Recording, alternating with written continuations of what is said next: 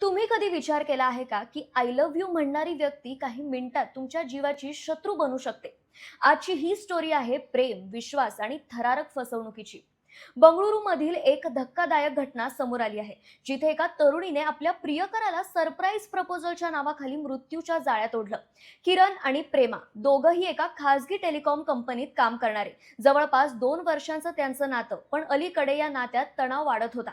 घटनेच्या दिवशी प्रेमाने किरणला घरी बोलवलं आणि सांगितलं, आज मी तुला खास वेस्टर्न स्टाईलमध्ये प्रपोज करणार आहे.